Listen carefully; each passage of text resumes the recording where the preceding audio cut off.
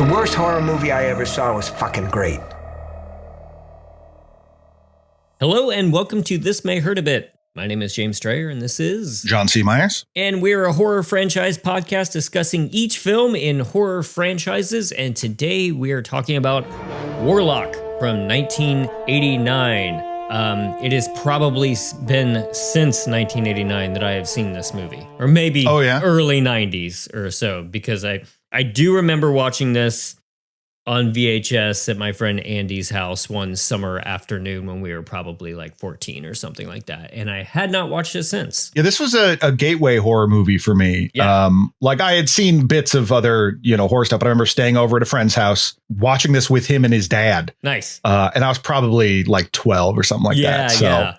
But then and being like, oh, this is actually because it's arguably less horror and more just like, a big fantasy movie. Yep. So I felt a little bit more like, oh, maybe horror movies aren't that terrifying. Totally. Yeah, I had forgotten about it, kind of the general tone, I think, because we'll get into it later, obviously, but I only really remembered the child killing for the fat. That was the main thing that I remembered. Yeah. And in my head, I was like, man, that's always been a pretty blasphemous movie, hasn't it? So it's like, it's funny how just one scene can color a tone in your brain over 30 years or so. That scene revealed a lot to me because I knew, growing up in suburban Omaha, like I knew one kid in my circle of friends that I knew was not baptized. Yeah. All I did was go like, well, sucks for Joe. Yeah. It's more like, I'm cool. It's, Julien Sands is coming for Joe. Yeah. A little awakening of my moral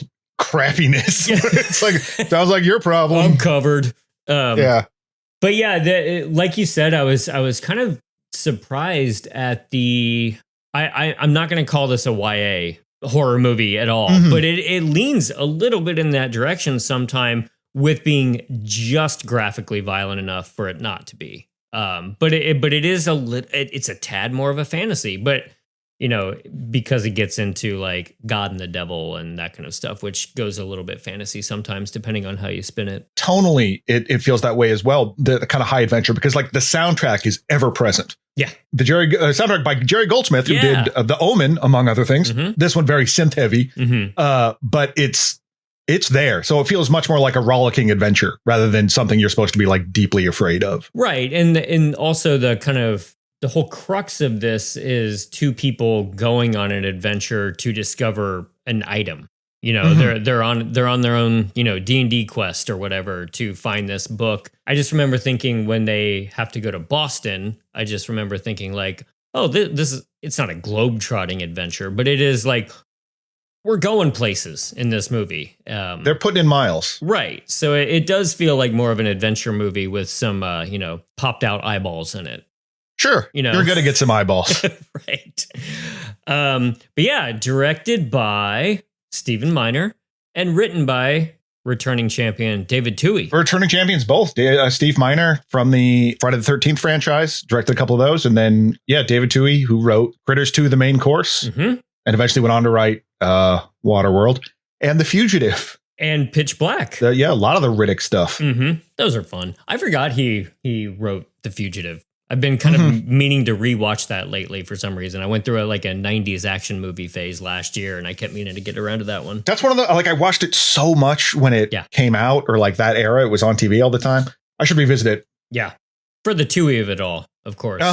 Right. Yeah. Also, when I was looking it up too, I was kind of surprised that the budget on this sucker was $9 million, which was quite a lot for a movie like this, especially coming from New World, who was in the middle of a bankruptcy at the time. Yeah. And so because as a result of that, this movie hung out on the shelf for a little bit until it got picked up and released by Trimark. Yeah. It kind of hung out in limbo because New World went bankrupt. So they were like, there was some surprise that was like 3 years later. They're like, oh yeah, I remember I was in that movie. Right. Yeah. This is absolutely the movie that I think of when somebody mentions Julien Sands. I kind of feel like this is his big movie. I could be completely wrong and have a lot of Julien Sands blind spots in my life, but I can only think of Arachnophobia.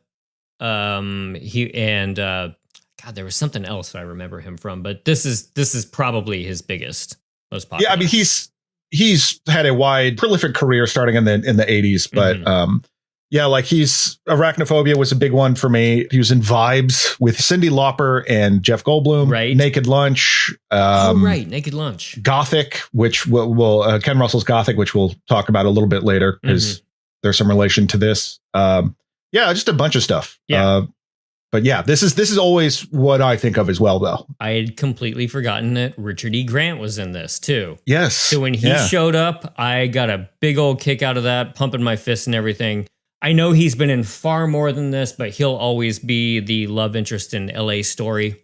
And I really adore him in that movie. He has so many funny Steve Martin written comedy lines in that bit. So I kept taking his character from LA Story and masking him onto this bounty hunter character from 1690 in my head. But these two guys make this movie to me because they are so all in on these characters.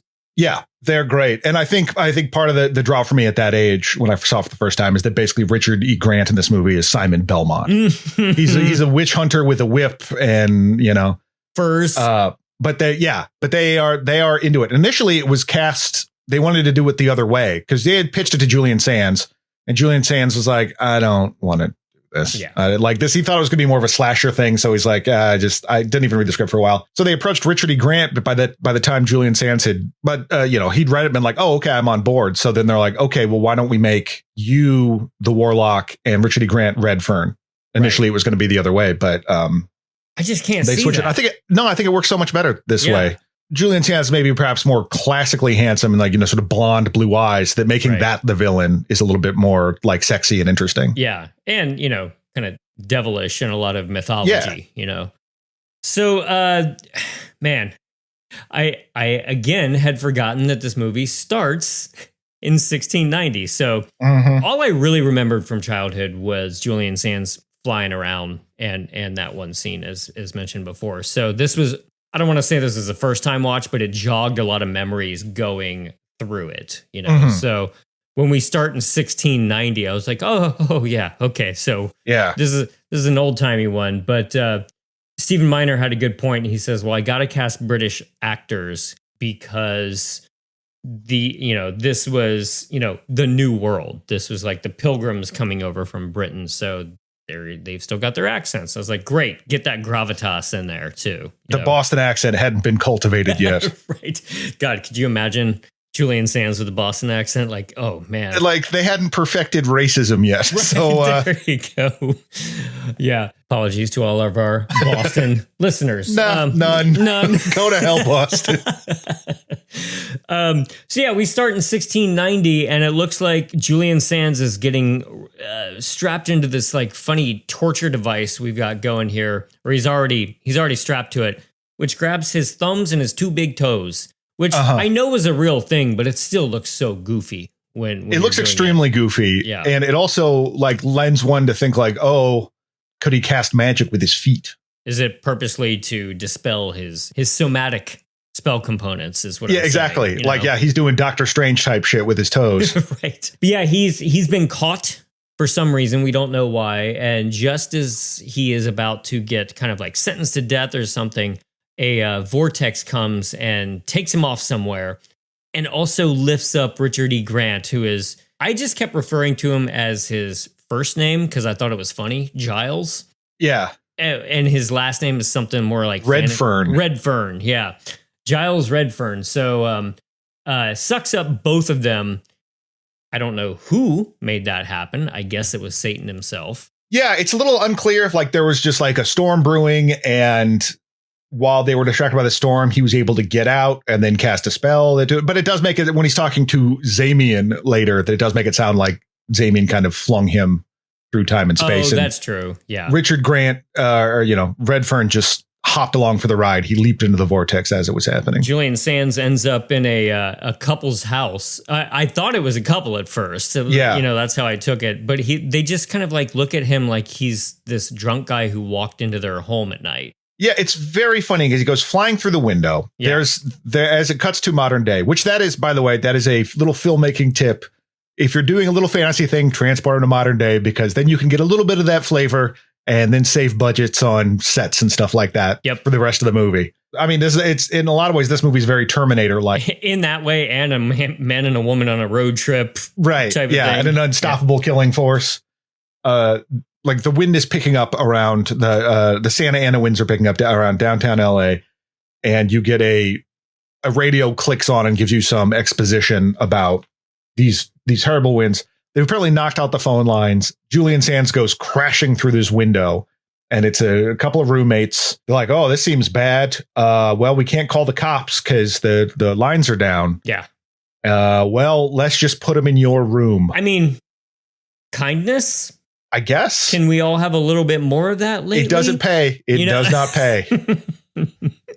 Never help anyone. They just let him kind of sleep it off in the guest room or Cassandra's room or whoever's. The next morning, Cassandra, our lead character, she appears to be taking an insulin shot, which of course, much like an asthma inhaler, you're like, well, that's going away at some point or will become necessary at some point. Yeah. And the Warlock wakes up, reads the newspaper, as you do when you're a man from the 1690s, and he discovers that it's 1988, and he's very shaken by this. Phones are working. Got someone you can call? Could this somehow be the year? Hey, Chaz, he talks English. English. 3 centuries. Oh, brother. Look, just lie down here. Let your big gray Delco recharge. She goes off to work wearing this like space age punk rock outfit. You know, she's putting on lipstick in the car, so you know that she's like, you know, this scene is all like very telegraphed, like she's an 80s wild child type of character, you know. And then like there's this big protracted scene where she has to stop suddenly because an old woman is crossing the road. She's like, "Oh, don't ever let me get old." Yeah. Like, boy, I wonder what's going to happen there. You know, glad you mentioned that. I missed that part. So the Warlock gets up and he goes into the kitchen as a house guest might do, just looking for food in the morning. At least that's how I took it. And Chaz is in there, the other roommate, cooking up some breakfast. And the Warlock immediately goes to chop off his finger after they discuss his ring. And then he goes to almost like kiss Chaz, but ends up biting out his tongue. Kevin O'Brien, who plays Chaz, I like him a lot. He's actually one of the punks from Friday the 13th Part 3. Loco. Yeah, Loco. But he's like, there's this kind of like flirtiness with him in the Warlock, which I didn't really pick up on when I was, 12. But they're having a ponytail off in the kitchen. Yes. Whereas Julien Sands is very long and his is very tiny. Right. It shows you the power dynamic. Right. The Warlock is admiring a ring on his finger. It's there's this big ring with a scorpion on it. Like the one you wear. Like the one I wear. Yeah. But mine says thick on it. Oh, my ring. I'm a Scorpio. Or I was. I don't believe in astrology much anymore. Julien Sands wants it. It's unclear what he uses it for. Right. Like if he uses it or if he's just like, damn, I like rings. Yeah. I like jewelry. Like a crow or something. Yeah. He chops off his finger. And then when the guy like falls backward, falls on the ground. And when Julien Sands picks him up, he completely hits his head on the doorknob. Yes. I don't think that was supposed to happen. Totally. But he sells it. He's like, ow. And it doesn't feel like a mistake. You know what I mean? He runs with it. The actor. I thought that was well done. Consummate professional. Yeah. But yeah, just this is the one guy he like murders for no reason. Right. Yeah. Like he doesn't. I mean, because he gets the ring, but it's like the ring does anything for him. But the other deaths have a little bit more of a purpose behind them. Just came from a long time travel journey. He just needed to get his mojo back by killing the first guy he sees. But this is actually what undoes his whole thing. So thrill killing, bad news, my man. Cassandra quickly finds out that Chaz is dead, and she's kind of she's interrogated by the cops down at the precinct, and it's such a funny dynamic here because they're trying to like pin the murder on the fact that he's gay, and there's a really funny line. I mean, funny in retrospect, obviously, where he's just like, Really, he's just a guy I rented a room from. I mean, if he was coming, I was always going. Did he frequent public parks? He didn't dick little boys through bathroom walls, Kay. You said your roommate was gay. Not queer. big difference. I get what they're going for in the 1980s vernacular of it all. Yeah. It's still awful, but now funny. Like it still just made me laugh that was like a differentiation, you know? Yeah. Oh, okay. Got it. He's not a deviant, you know? It's just like they're trying to like pin the death on him being like, you know, a guy who goes to a Clive Barker club or something like that. You know, that's probably what did it. Is probably a crazy ex-lover. Mm-hmm. But I also like that they're like, well, anyway, feel free to go wander around the crime scene. There's no real care that that's where she lives because she just goes back home. Mm-hmm. Meanwhile, the Warlock is trying to figure out what the hell's going on, why he's in the 1980s. Yeah, and he goes to see a spiritualist played by horror favorites. Cult favorite Mary Warrenoff, yes, who I was very excited to see. I love the interaction between them because he's there like after hours. She's just done a reading, is closing up, but he appears like stroking this very phallic crystal. Yes, and she is very taken with him. I really only do group sessions. And it's like, okay, well, if you want to hang out, like, let me do a reading. And who do you want me to conjure? And he's like, Zamian. Yeah. Sure. Why not? I don't know. That seems like a very low effort name. Damien cross off the D, put a Z in there. Yeah. Mm-hmm. But whatever. I don't know if there's any sort of occult tie to the name Zamian, but it completely sounds made up. Yeah. Unlike the very real occult stuff. Oh, you know, like Zuzu or, right. You know. Yeah. Or Paimon, all that, all the real stuff. Mm-hmm. When she's doing the reading, she summons, is like, oh, I'm being possessed by Zamian, and he's not buying it. No. The scene is pretty fun in its own right, but I still wish the older version of it was intact, because in reading up on the effects in this movie, evidently this spiritualist, while she's channeling Zamian, tears her shirt open and her nipples turn into eyeballs. Yes. And that was in the original cut. And when they screened it, I think they screened it twice. And both times the audience just erupted in laughter. And Stephen Miner was like, why did they find that funny? And it's actually a similar effect that was used in Ken Russell's Gothic, which is Julian Sands was in as well. Oh, okay. But real heads will recognize it as I guess I'll very generously call it a plot point in Glenn Danzig's Veronica. Oh, you're right. The first story involves a woman with eyes on her breast that cry and makes a spider die. Right. I think that's what happened. Well, you've watched that like 3 times. I've only watched it once. Yeah. And this is the result. Look at what's happened to me because I've seen it multiple times. Ooh, that one's a doozy, folks. Right. Check Watch out Glenn Danzig's, I guess. Yeah. Well, what they do instead is that she is possessed. Her face changes.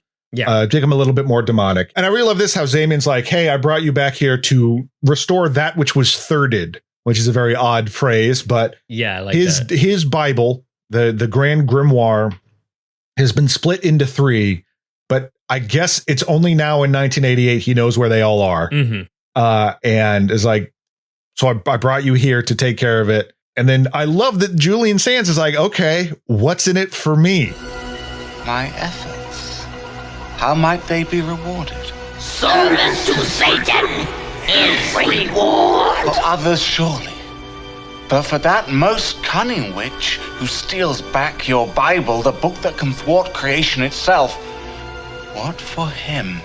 I serve the Dark Lord. Love to do that, but hey, I gotta get my beak wet too. Yeah. And Zamian is bad at negotiating because immediately is like, guess what? I'll make you my son. Right. Okay, fine. We'll just do that. I mean, that's never going to happen, really. Like, it's the devil. Course. Yeah. Yeah. He's like, fine. You can be my unborn son. Mm-hmm. Use my eyes to guide you. Right. In that initial version, yes, Julian Sands proceeds to stomp on her chest until the eyeballs come out. Audiences didn't go for that one, so he just carves out her eyes this time. Right. Like seeing some stills from it, and I think it's a crazy idea. I really like it. It's a little bit more exciting than what they did, mm-hmm. but it is like rather gruesome compared to the rest of this movie. Because most of the horrible stuff is off screen. Yeah.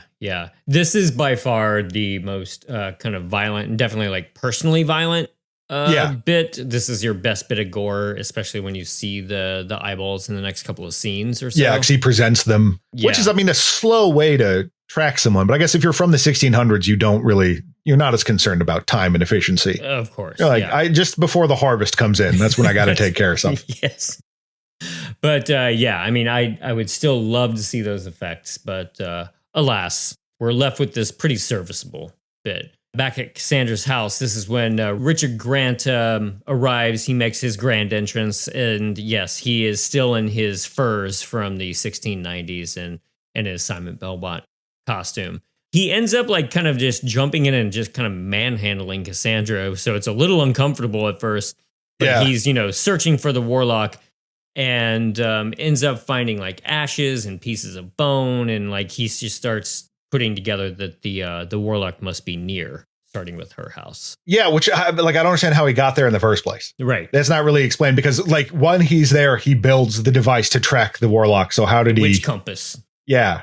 So did he just like land in a bush and he's just been sleeping the whole time? Or well, I would guess that maybe didn't Julien Sands arrive like just outside the house or something too? Right, that's what I mean. Like, where has he been? Like, is it like a whole day has passed? It just took a while. I see what you're saying. Right, I see what you're saying. Yeah, I mean, maybe it was just part of the spell. He wasn't supposed to come through, so it just took him long. I mean, I guess, that's when he got there. Yeah, he just arrived. Magic, baby.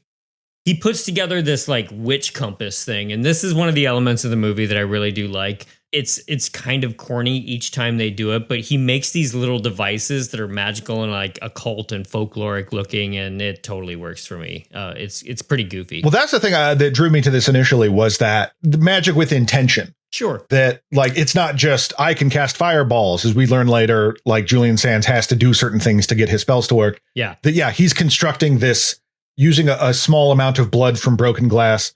Richard E. Grant's Red Fern uses it, puts it on this device he's built. It's a compass for the witch, and it will point to wherever the witch is at. What is it? Please do not even breathe on it. Some kind of compass? Which compass? This one here. What of it? What is it?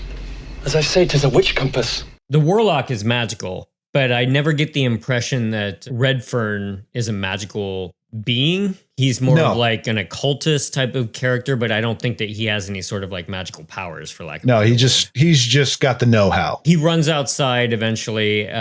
By this point, the cops have shown up and they immediately tase him. Just in time for the Warlock to show up, and this is when he's got the eyes in his hand, and I love how they're just like little animatronic puppets that he holds in the palm of his hand. Yeah. The Warlock proceeds to go back into the house, and he hacks open a table. Look at that. Inside the table is these pages from the grimoire that he's looking for.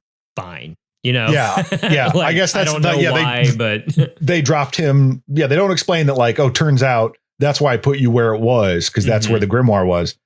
We're just left only knowing that he is looking for that, and turns out it was in there. It was right. I mean, there. it sort of fills without telling you to your face. It sort of fills in like that's why he was dropped in this area. He comes back, and then when our heroine, played by Laurie Singer, Mark Singer's sister. Oh, really? Yeah. Oh, the I had no idea. Beastmaster himself. It's his sister. Yeah. Also found out professional cellist and was raised in Portland or raised in Oregon. Her dad was the head of the Oregon Symphony. Wow. For a period of time. Huh. But yeah, she's Cassandra, and he comes at her, curses her, takes her bracelet, charm bracelet, and curses her to age.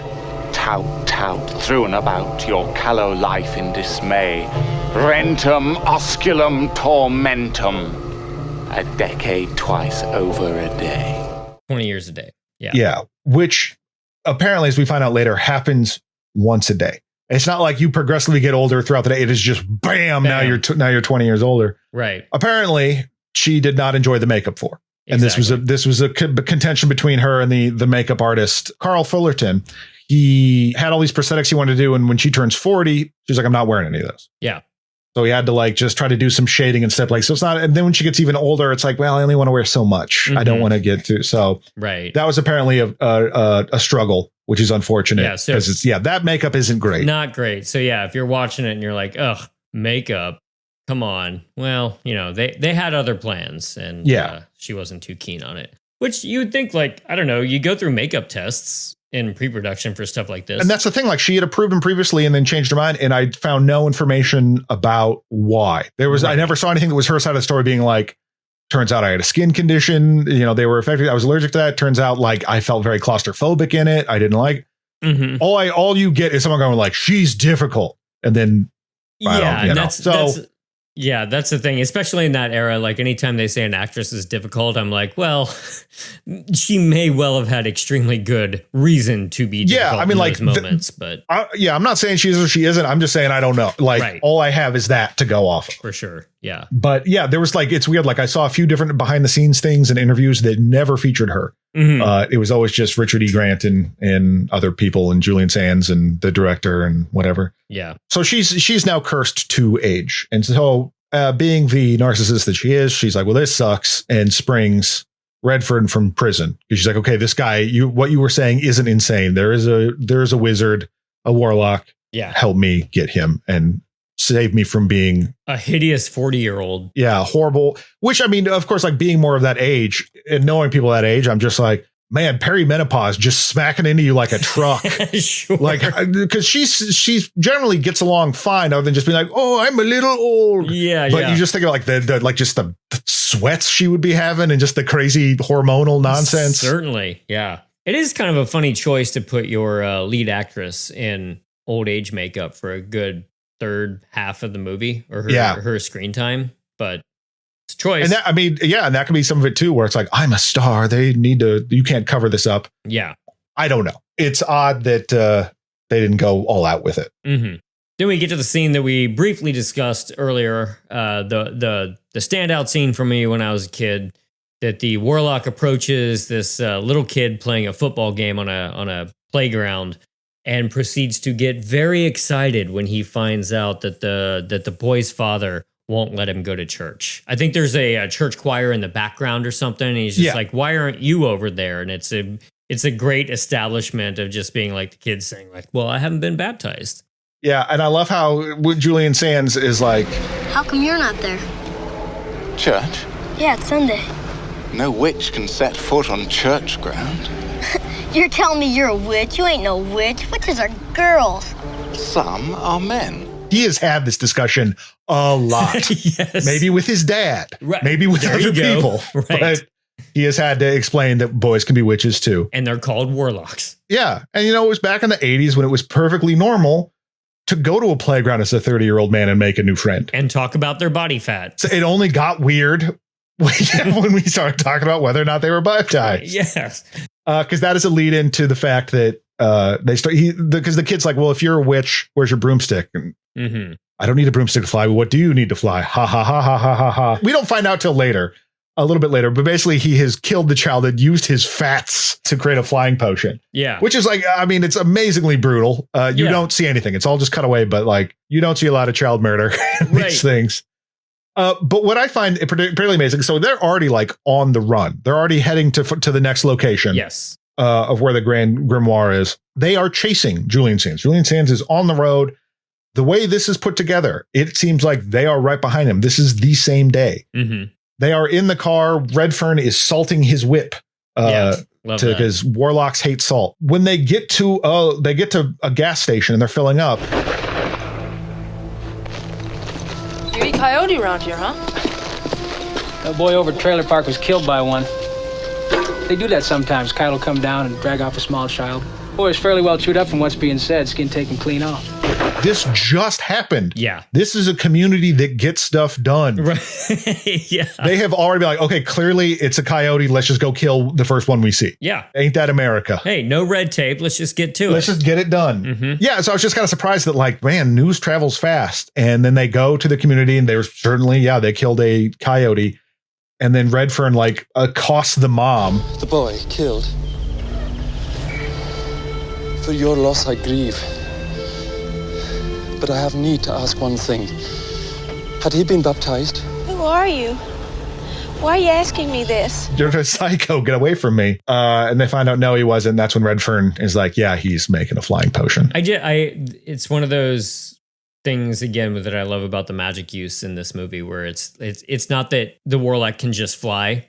He has to make a potion, but he has to get the component of an unbaptized child, and we see him make his potion. Yeah. Briefly too. It's just a lot more fun. Obviously, he wants to fly. Mm-hmm. But could you, in theory, as a warlock, the kid is made out of unbaptized fat. Couldn't you just make him fly and then like ride him around on like piggyback? Oh, fun. Yeah, like use him as a broomstick. Just sit on the back like a whole new world, like Aladdin. Just I mean, I guess you need to drink the potion. So I guess that's true. If you carved off a little bit of the kid's fat of himself, fed him the potion.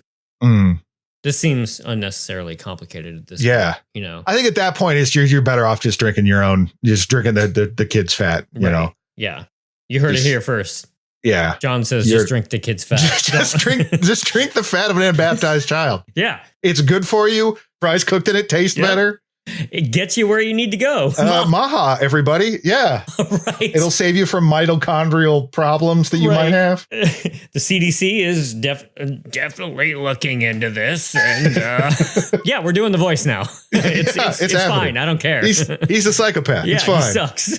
Yeah, so we get him cooking that stuff up, and he doesn't fly like the way you would think, like Superman, or like Peter Pan. Something. He just kind of has like a cool hoverboard. Yeah, that he just like he's standing up and just flying down the road, and I kind of like that because he's got this like almost like he's running fast pose. Yeah, I think if you remade this now, he'd do like the Naruto arms, the straight back anime arms, right? Or he's kind of like just the Flash, just running down that road. Yeah, it almost seems like it is more of a high speed thing. Mm-hmm. He does a bit more proper flying later. Mm-hmm. While so Warlock is even faster on his way to get the second piece of the Grand Grimoire.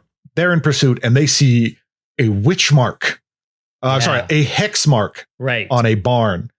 And I love this pentagram, right? It's just a pentagram on a bright red barn. Like I really like the colors in this movie. I don't know. Absolutely. I don't know what film stock or whatever they shot it on, but particularly the blues. Anytime you just see the blue sky, like when he's talking to the kid, or at the end when you see her for the last time, like just the bright blue sky. I love it. But anyway, the hex marks was put on the barn by a Mennonite that lives there with his family. He's the grandfather. And the cream has gone bad overnight, and he's noticed that one of the horses is sweaty in the morning. And the last thing you want is horse sweat. And not in the morning. Bad sign. Different than evening sweat. Horse sweat at night, sailor's delight. Horse sweat at dawn, you got a warlock. Yeah. Giles, he climbs up into the attic to investigate, and he immediately throws a knife at a Halloween party decoration of a bat. It's so good. Well, it's so good. And it's also because the way it's shot, like the angle doesn't make any sense. Because he throws it from screen right to left, and it looks like it's been hit from left to right. So it looks like it kind of did a U-turn. Yeah, it was very silly, but I was very excited to see it. It feels very, very tonally correct for this movie. Mm-hmm. The Mennonite lets him in. The family's like, what the hell are you doing here? But the Mennonite's like, no, this is totally normal. Yeah, I know what's going on. Sweating at dawn. So yeah, this is clearly a hex. And like the kid, the father of the family, like knows. He's like, we haven't done one of those in a long time. Right. So maybe they've had witch problems in the past. But yeah, so they try to trap the warlock in the attic and go up there. Meanwhile, the warlock has found the Grand Grimoire up there, the piece. And I like the effect of him. He's like figured out how to make, it's not really like fire, it's like ectoplasm, basically. Yeah, that's what they're calling it. Yeah, and it kind of like waves it through the air. The visual effects were done by Perpetual Motion. They initially wanted a larger company to do it, but they couldn't. There were some budget concerns about it. But the visual effects supervisor, Patrick Reed Johnson, worked on Dead Heat, which is a favorite of ours. Wonderful effects. But they did it. They were really pressed for time, and so there was not really a lot of a chance to do a lot of tests with this, or even to have someone on set. So they just shot some plates and hoped it worked, which is how people do effects now, apparently. Yes, exactly. For anyone that I've worked with. But it's always good to have, your effects people there so you know what you're doing is doing it right. Right. It's being done correctly and you're getting the effect you want. But overall, I think it, there's definitely some dated effects, but I think overall it worked pretty well. Obviously, when you're in that position of making the effects, you have a higher standard for yourself, I'm sure. So they probably look at that. But none of the effects in this movie bother me because of they're of a time and They're so charming. Yeah. Even the flying effect, especially the one that's coming up, I love so much that to me that's not a bad thing. Yeah, it's just a little corny. Up there, Richard Grant finds some sections of the grimoire and he tears them, but they fit right back together. I love that effect. Yes. You automatically know how it's done, but it was just is fun. Grant gives such an impassioned speech and an explanation about what the grimoire is and everything. All witches keep grimoires, yet one is indestructible. One is the Bible of black magic, the Grand Grimoire. Always witches have lusted for it. And now here I find a page, one lone page. 'Twas last held by a Boston church, the West End Church. I had urged them to third the book, thus thirding the chance of a witch thieving it. But the pages were to be kept on hallowed ground, not scattered about the landside like... Where's a warlock? He's fled. That's where I was like, man, he is so all into this role. Yeah. He is putting his entire passion into this, selling every line. And I love it when an actor can approach something like this and you don't doubt for a second that they're fully invested in this. Yeah, because by the time this had come out, like Richard E. Grant had some success, like at least on a cult level anyway, with Nail and I, How to Get Ahead in Advertising, which actually came out that year, so it wasn't too far removed. But like to like be like, okay, this is the first movie he shot in America. And be like, do you want to come over to where we're going to have you fight a warlock? Yeah. You know, and it wasn't like I'm in the theater. It was like, yeah, sure, let's go do this. That sounds fun. Little did he know it would lead to Hudson Hawk. Yeah. I forgot that he was in Hudson Hawk. Yeah. At this point, Giles ends up using that trusty knife that he stabbed the bat with to stab the warlock. But the warlock's flesh appears to be made out of the pages of the grimoire. And it grows back together just exactly like the pages did, which was a lot of fun. He was using the book as a bulletproof vest or a knife-proof vest, rather. Yeah. Which I was cool. Yeah, and again, just that like the healing power of the pages really cracked me up.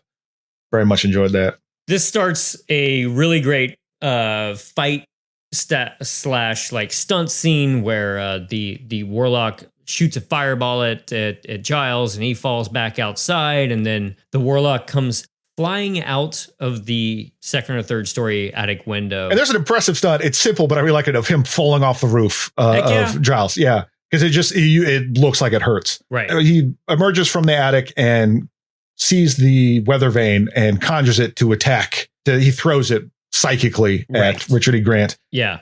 And then I love that because Richard E. Grant then whips his foot with the whip and is like holding on to him because it's salted. He can't really fight it off. Mm-hmm.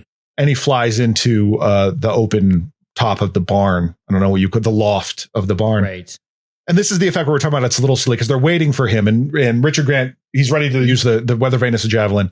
And they're waiting. And when he emerges, he just kind of like flies out and is like, well, all right, taking off. And just sort of like casually goes off to the side. And then Richard E. Grant throws the thing at him and stabs him, hits him with it. He doesn't just like crash land on the ground. He slowly takes her down. Yeah. Like he's very like he parallel to the ground, just kind of slowly lowering. And okay. Yeah. Good job. I mean, great job controlling that flight, bringing it into a safe landing. Totally. Sully would be proud. Yes. Yeah. Those stunts and cable guys were being very careful with bringing our lead actor here into the ground. They try to bind him, but the old Mennonite, accidentally gets kind of like in his thrall, like looks into his eyes. Old man's eyes starts to bleed, and that allows the warlock to fly off just as they were trying to get that stupid like toe thing on him again. Yeah, I'm kind of curious how they did that effect, because it looks like he has liquid in his eye, because it's just one shot. He has liquid in his eyes, and he blinks and black stuff starts coming out. And it's like, what did they put in there? Because that seems... Poor old man. I don't know.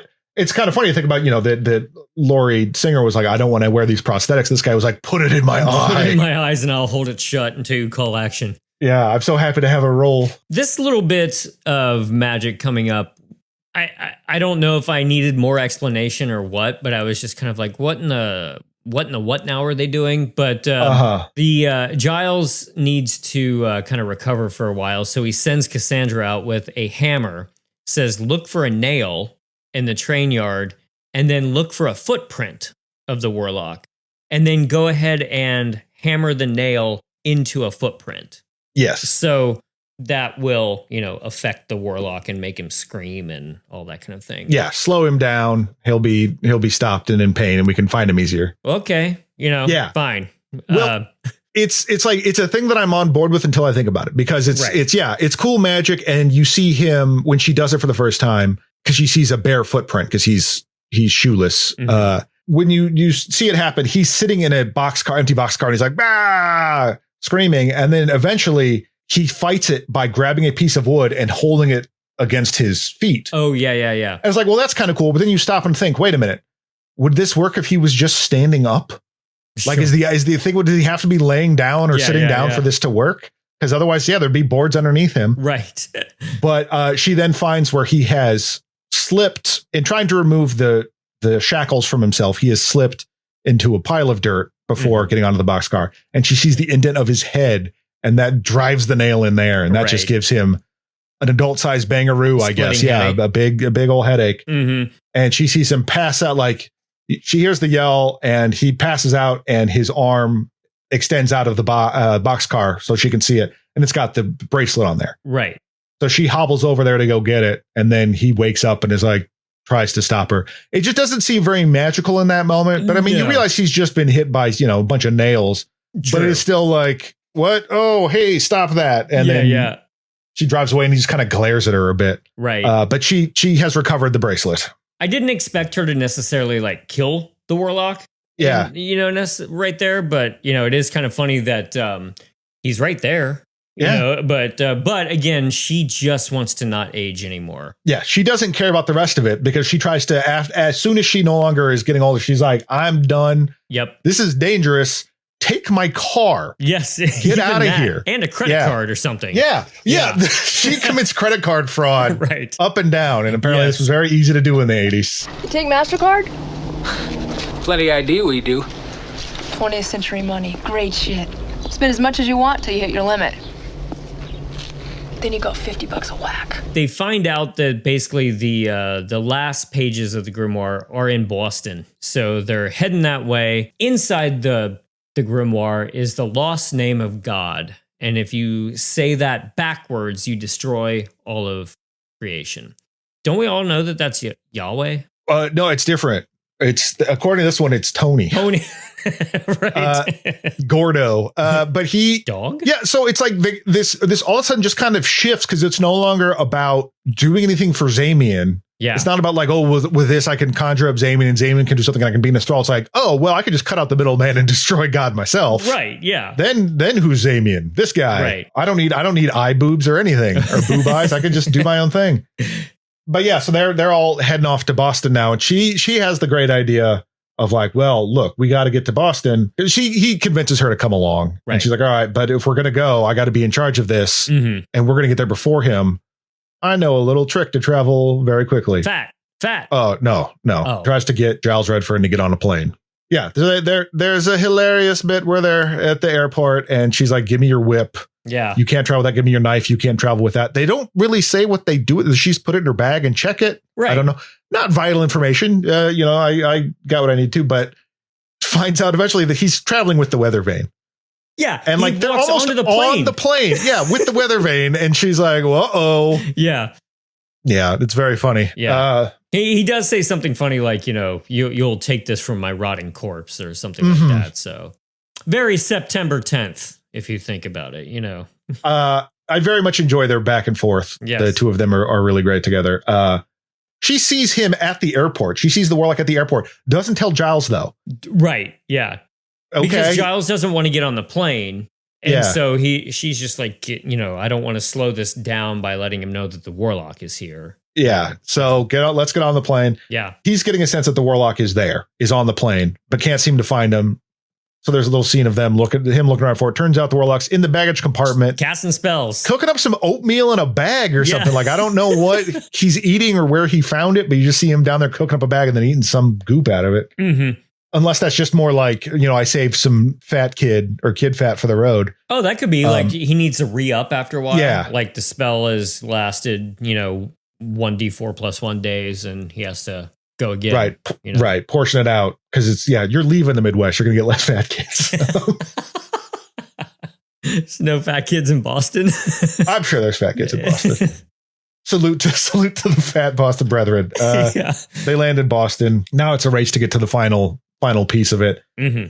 They go to a church. Redfern and Cassandra go to a church, and there's a minister there who knows everything, or a preacher there who knows everything, who's like, that thing? Yeah, I remember reading about it in our old church records. Well, the language gets pretty thick, but I remember something about how the book was distributed. Like where?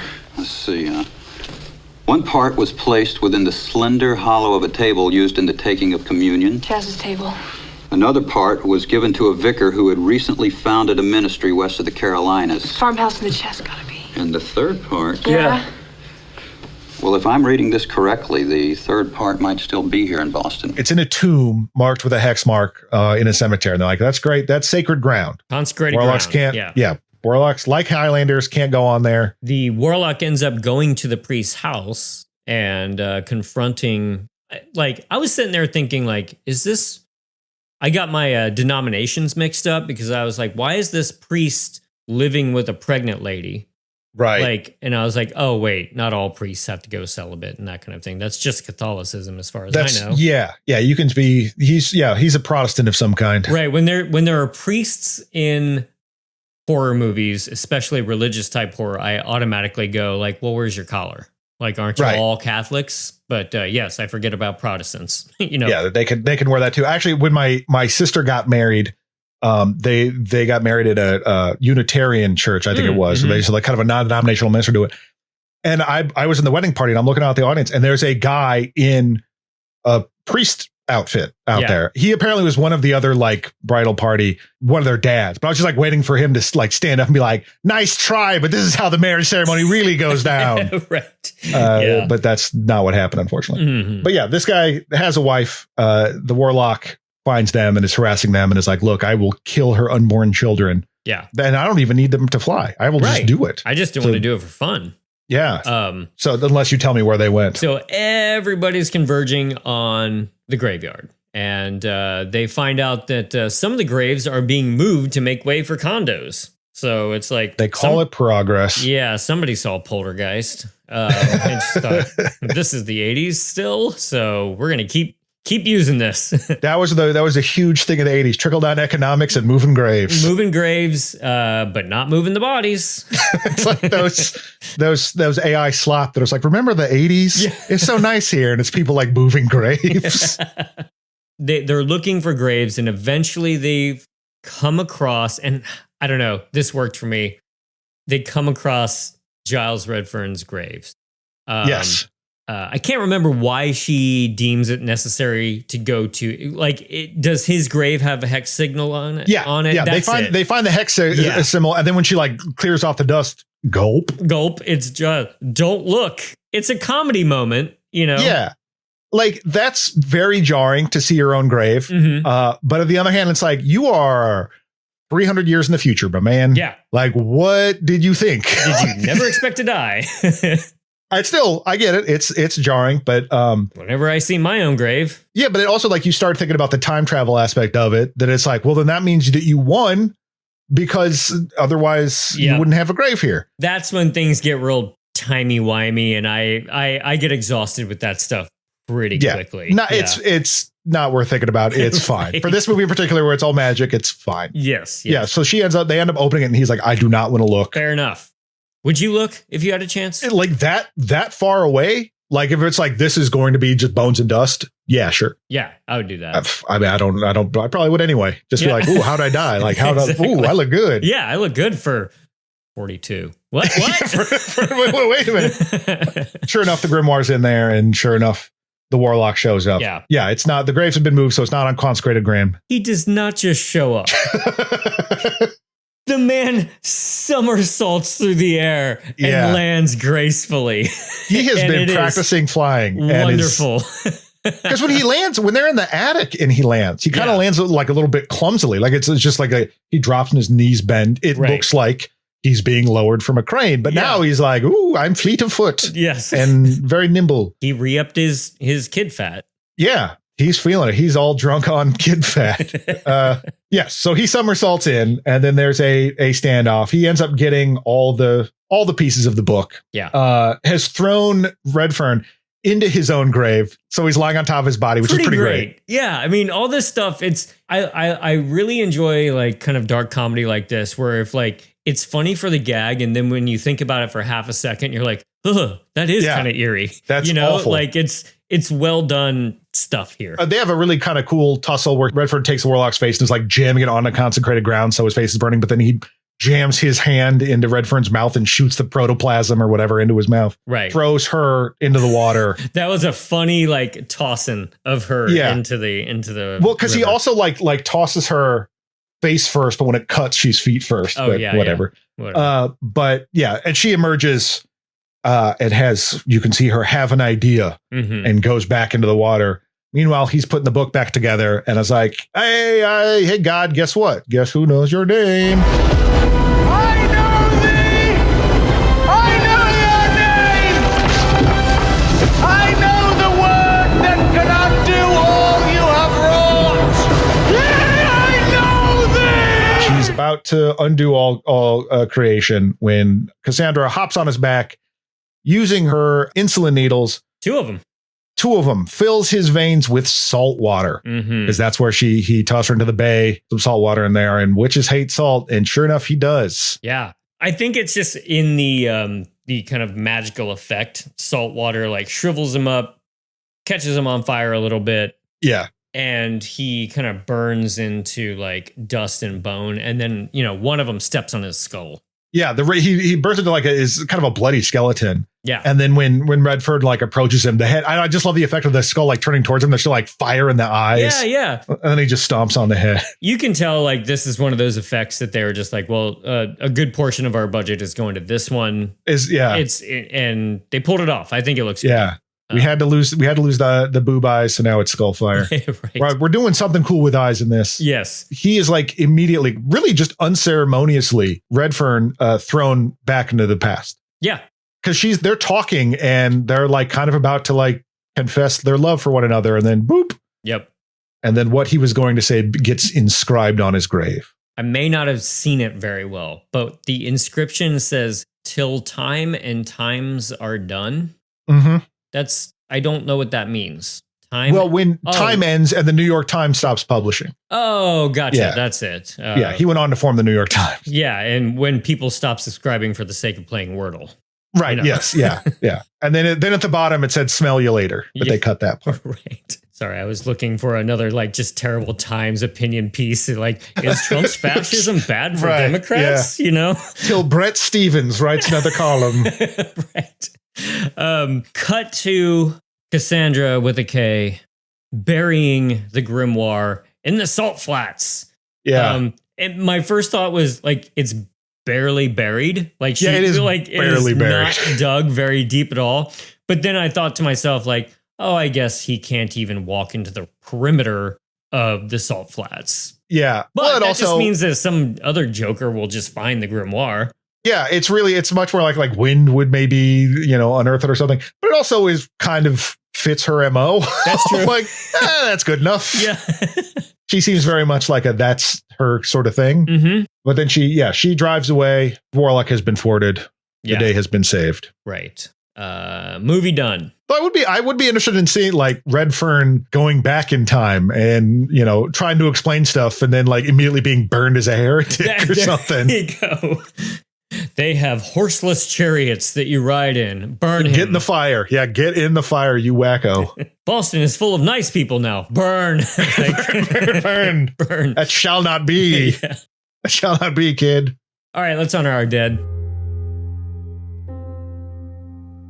Chaz, played by Kevin O'Brien. Finger cut off, tongue bitten out, bled to death. Channeler, played by Mary Warrenov, possessed by the devil. Unbaptized boy, played by Brandon Call, killed off-screen for his body fat. The Warlock, played by Julien Sands, injected with salt, shriveled into skeleton, crushed by a boat. Only 4 deaths in this movie, and that includes the Warlock. So not a high body count type of movie. We got, but that's okay. I kind of feel like the roommate getting killed is more of an inciting incident than it is like a fun kill in a movie like this. Like, we have to do something like that. But this movie is not really part of my misremembering of it. I thought it was like the Warlock, like laying waste to people. Yeah. On over the countryside, but not the case. Again, it's more of a fantasy type of thing. Yeah, I have a feeling, I haven't seen any of the other ones, but I have a feeling that it's going to lean into that a bit more, and we're going to see an increased body count. So I'm probably guessing overall, because there's only 3 movies. Yes. So what is your guess for overall? I'm going to guess, because there's only 4, right? There's 4 deaths in this, 3 total movies. Right. I'm going to say, I'm just going to give a nice round 20. I'm going to say 20 total. Price is Right rules. So if there were 4 in this, I'm going to guess that part 2 takes the body count up. Part 3's budget makes the body count go down. Yep. So I'm going to go 17 just for that sake. Yeah. too. No, I think that's reasonable. Mm-hmm. Although, as we saw last time, what did we just watch? Oh, Sleepaway Camp. Sleepaway Camp. Part 3 had a high body count, and that budget was extremely low. But I don't think he's just gonna be hitting people with sticks. I'd be very disappointed if he's like, Zamy, and give me the power, and just a branch appears in his hand. Boom, boom, boom. Just constantly Michael J. Pollard showing up in these movies and getting beaten with branches. I'd be all right with that. So he's the best in the biz. Yeah. His mom checks in on him.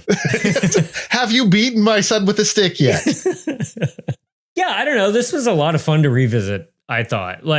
I think this is a fun movie. This is obviously, I don't like to get into defending horror movies like this because I don't see a point in being arbitrarily serious about something like this. But it's just this is more on the this is a fun horror adjacent type of movie than it is anything serious, and obviously no Texas Chainsaw Massacre type of thing here. Yeah, it's not gonna rock your soul or anything, but it's a fun adventure. I had a great time with it. Mm-hmm. I'm very excited to see part 2 now.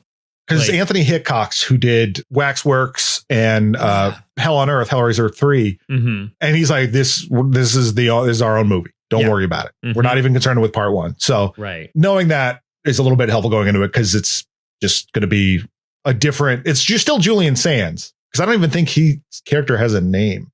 Warlock. The Further Adventures of Warlock. Yeah, it's like, how would you bring back Richard Grant again? He'd be like, not again. Yeah. I'm in the 90s now. Yeah. 1 year has passed. Yeah. Now it's even crazier. But yeah, I'm genuinely excited to see what part 2 is all about, since this was a good 25 years in between me watching this from being a kid. So, all right, everyone, who out there had seen Warlock before? Was this a first time watch for you? I do feel like this VHS box cover is a very ubiquitous thing in a lot of horror people's brains. Oh, sure. Going to the video store as a kid. So if anything, I would hope that this box cover kind of loomed large for you. And if you finally got around to watching it because of the show, fantastic. Yeah. Check out part 1 if you haven't already. Check out part 2, and we'll be back for that one. Yeah, again, there's only 3 in this series. There's a nice box set out there. These are also on Amazon Prime and Tubi if you are looking for a place to watch these. All 3 of them, actually. So, let us know what you think. You can email us at thismayhurtabitpod@gmail.com. You can find us on Instagram at thismayhurtabitpod and hurtabitpod on YouTube. And so we'll see you in a couple of weeks for Warlock 2. Good night. Good night. This has been a Caretaker Press production. It was produced by James Strayer and edited by John C. Myers. Logo by Ethan Kimberling and music by Michael Arthur Holloway, who you can find on Bandcamp. Follow us on Instagram at thismayhurtabitpod and email us at thismayhurtabitpod@gmail.com. Give us a 5-star review over on your favorite podcast app, and we'll see you next time.